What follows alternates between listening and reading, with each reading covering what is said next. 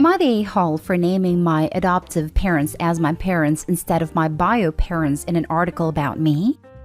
This is kind of emotional for me, so please be nice even if I suck here. I'm 26 female, I'm all set to finish my PhD this year. Some of my published work has recently gotten press coverage in certain circles, and an article was even written about it in my hometown newspaper.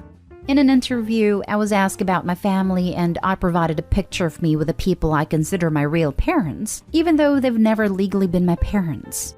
That's what prompted a controversy. My bio family is extremely religious, and they kicked me out because they thought I was gay. Not true, just a late bloomer. And an apostate. True, when I was 17. My grandparents let me stay for long enough to finish school, but it was rough. I was able to scrape by and cobble together enough scholarships for college out of state, but I had a breakdown early in my freshman year because I was so stressed out. In a big city for the first time, and I had literally nobody. There was a tiny restaurant off campus that was cheap and quiet, and I used to go there sometimes just to get away, and because the immigrant couple who ran it were always nice to me. After the lady asked if I was okay one day, I broke in tears, and they kind of just adopted me. They talked me through my breakdown and had me over for dinner and on holidays, and treated me just like one of their kids. I helped them with some things around a restaurant while I was in school. Their daughters are older than me but are friends, and I'm an auntie to their kids now. These people had no reason to take me in. We're not even the same race. But they did, and I introduced them as my parents now, and they call me their daughter. Once I'm established in my career, I plan to chip in to help them retire. I've kept some contact with my bio family, and the relationship has improved with time as my parents have mellowed out, and several of my younger siblings and other family have left their religion or become much less involved. But I can't forget being abandoned. They've been wanting me to come visit for a while, but I haven't. And when they saw the picture of me with my adoptive parents in an article, they freaked out. Their argument is that they raised me and they already apologized for kicking me out. So this is very hurtful. I think I wouldn't be doing my work without my adoptive parents' intervention, but they aren't my legal parents either. A lot of my bio family and friends are split on the issue. Some say I should have thrown my bio parents a bone since reconciliation is happening slowly. Now for the top comments. Not stay home. Blood is not thicker than water. Opie should tell them that she was born again, since she would have died without these people. Okay, make it a career, /spiritual/emotional death without them. So they are your career /spiritual/emotional parents. I mean, if your parents are reconciling slowly and you want that, then fine. Just tell them you wouldn't be here today without the adoptive family. And since the article was about your work, that your support family was the family that enabled you to do that work.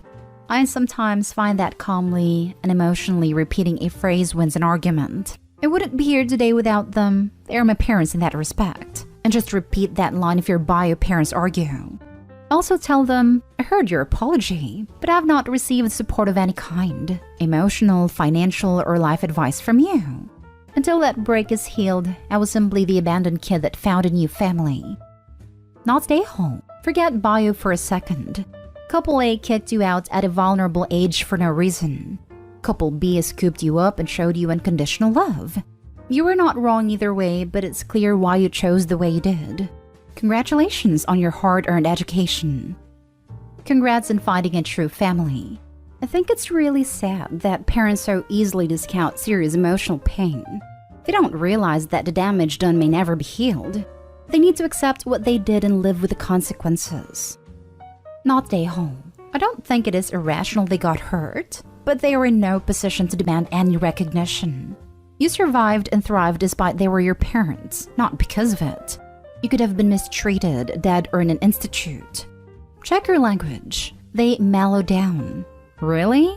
Don't you ever think that by wanting to reconcile or making a step towards it, you owe them anything.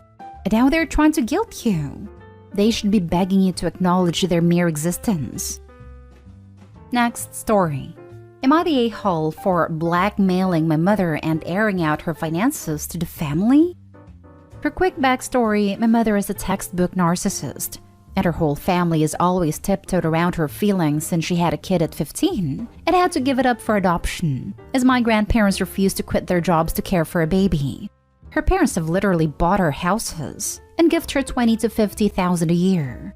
I, 25 female, and my fiancé, 27 male, just got our first home together. The down payment was 12,000, and my mom offered 3,000 towards it to help us out. I did not ask. She offered, and we would have waited a few more months, no problem. Anyway, this year my grandfather passed and she got well over 80,000 handed to her, so it's not like she needed that 3,000. Long story short, one of our appliances was on the fritz, and I told mom I didn't have time to talk because I was working on our appliance.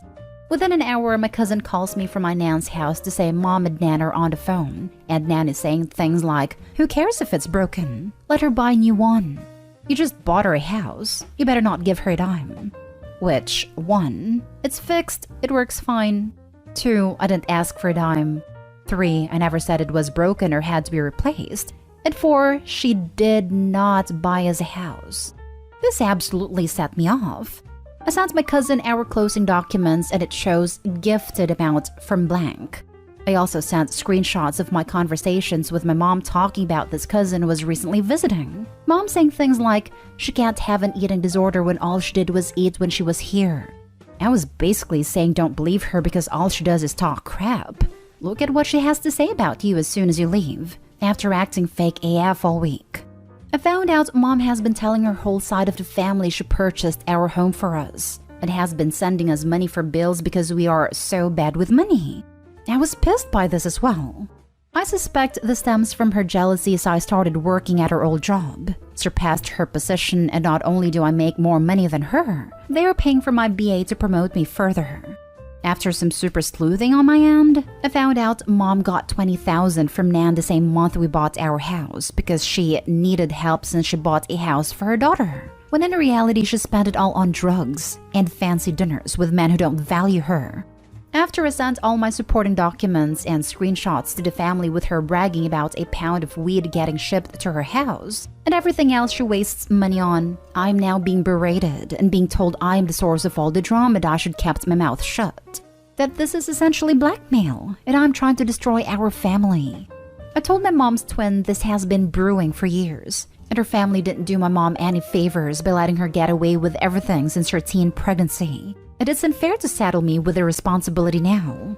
It's been over a month with little contact from my mother, and her twin still pestering me to apologize and include her in my wedding planning. So, am I the a-hole? Not the a-hole. What a disaster. Don't apologize. You had enough and told the truth of it all. I'd stay in no contact with them if I were you. Who wants that kind of grief in their life? Not me, and neither should you, OP. SMH. They clearly don't know what blackmail is. OP isn't requiring someone to give them something or they will do something. Not stay home regardless. I will go with not stay home. Mostly because you wouldn't be airing screenshots if your mother hasn't been lying about stuff in the first place. In a way, she was defaming your character and you proved it wrong. Your family's the reason for all of this, since instead of getting therapy for your mother, they kept paying her up. Your mother's twin is mad because you broke the status quo of letting Opie's mom have her way, stood your ground and proved her wrong. You should consider if you want to keep a relationship with these people and set some boundaries. I would also give back the 3,000 to your mom and send a transaction copy to everyone before she can lie about that too. It's easy to call it just drama when we aren't in the receiving end of countless abuse and broken boundaries. Not the a-hole, as I'm guessing you have had years of her gaslighting your family and knew you needed to back up your story with evidence. You're the family scapegoat. The twin is nuts too. She just doesn't want to have to deal with your mom anymore and is looking to dump her on you. She sounds like she hasn't emotionally matured past 15, as no one has allowed her. It is too late now. Free advice, just sit back and feel how much less stress you are under now that she is gone. Next story is titled, Am I the a-hole for giving my sister brutal honesty? My sister is morbidly obese, technically speaking. She's 100 pounds overweight. For a while, my folks have been concerned. When they've brought up concerns to me, I've shared my concerns as her doctor. I think out of fear of potentially losing her/her cutting off communication with them, my parents have said nothing to her. For the longest time, I said nothing. I figured it was a no-win situation for me, and just that my siblings' weight didn't seem to be something I needed to throw my hat in the ring on. Right now, she's unemployed, and my parents are footing the bill for her everything. Rent, food, entertainment, everything she does right now is paid for by them. Because they were redoing the floors and because of an asbestos problem that the apartment building management found, she just spent 10 days with me. I work from home, so we were around each other the full 10 days and I got to see how she lives. This girl casually ran up a $90 bill just in snacks alone. Her day's 3 meals, snacks, TV, and YouTube. On her last nights here, I decided to take her out to dinner. Problems arose when she literally tore the pants button off trying to get it to fasten. I don't know if she meant it rhetorically or what, but she asked, "Why is this happening?" I told her that it's because she has a poor diet and lives an unhealthy lifestyle. I warned her that if she kept it up, there were going to be many more clothes malfunctions down the road. I told her I was scared for her future. She believes I'm the a-hole for giving that answer and has labeled it as body shaming. I don't label it as such because I never mentioned her body, and I never called her fat. I kept it about her lifestyle and her diet. Am I the a-hole? Now for the comments. Not the a-hole. Body shaming is totally different, and people need to stop using body positivity as an excuse to be unhealthy. I do agree so much here. I was even accused of body shaming by giving tips to get fit to someone who was posting about being overweight since the lockdown. I just don't get it. Did a person ask for tips? If they did, then absolutely. If the person was just complaining and you offered and asked for advice, then yeah, that's an a-hole move. Sometimes people just want to shout into the void about something and be heard. It may or may not be part of their process of coming to terms with the situation. They aren't asking for help. They're just processing their emotions out loud, so to speak. If they keep complaining and don't ever take action, well, sucks for them. They lose the right to complain. If they complain for a bit and then eventually take steps to fix the issue, then it's just their process of figuring things out. Not stay home. We have a major problem right now in figuring out the line between body shaming and your lifestyle is killing you. Maybe you could ask her if there is anything you can do to help her change her lifestyle. That's a line that I guess I didn't toe very well. I ditto the suggestion of asking her if there are things you can do to help. I've been unhappy with my weight for a while, but only recently did I really get myself off my butt to do something about it. And it would be a lot easier with a buddy. Cooking healthy meals for one/by myself is boring. Same with going to the gym.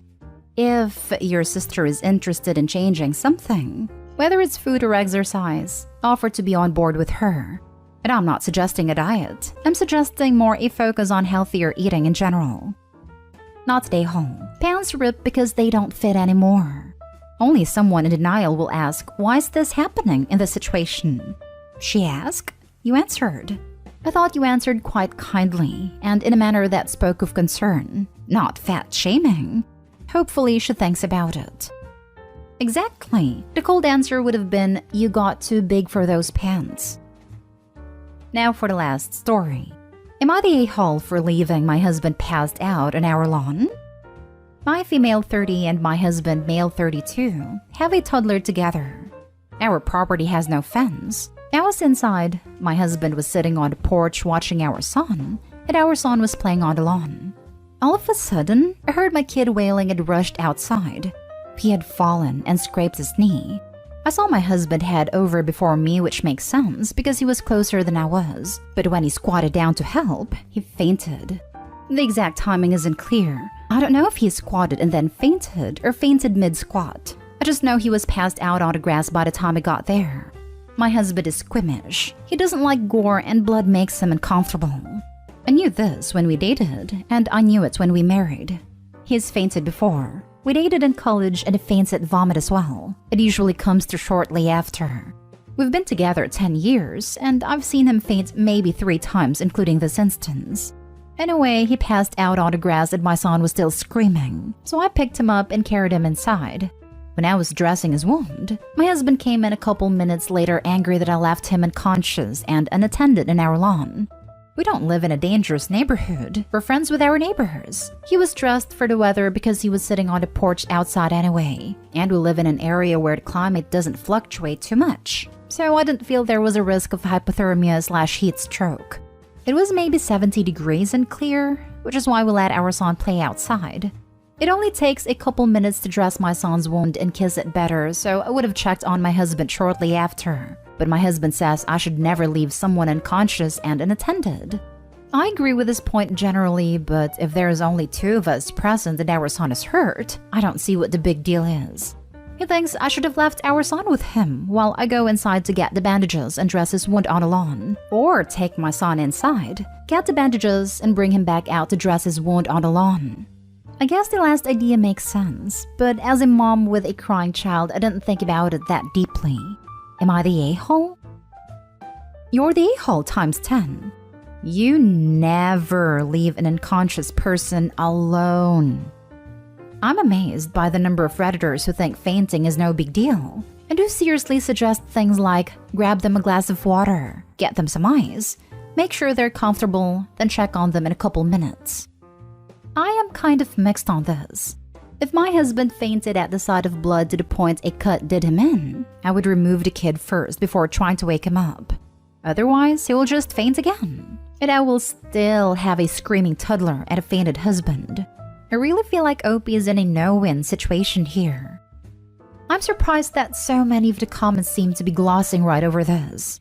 To me, it seems obvious that Opie's thought process was, remove bleeding child to avoid causing further issues, then check on husband. Do I think that she should have checked on him first? Yes. Do I think that she's an a-hole for it? No. I feel like this is a no a-hole here. I get why he's upset, but I get Opie's thought process. And I'm surprised there aren't more people at least somewhat addressing her mention that he has issues with gore. I'll probably get downvoted, but you're the a-hole. I don't think you should leave someone unconscious unattended even if it's just for a couple of minutes. That's long enough for the tongue to block their airways, and any more than 1 minute of being out is dangerous, and it could have been a heart attack or something more serious. You should have revived him first. A scraped knee isn't as risky a situation. You're the a-hole. Your triage skills suck. Unconscious human left unattended versus kid with skinned knee? And you prioritize the skinned knee? WTF? Plus, the whole post reads like the husband was outside with a baby. The child is 4, old enough to hang on a minute while you make sure daddy isn't dead.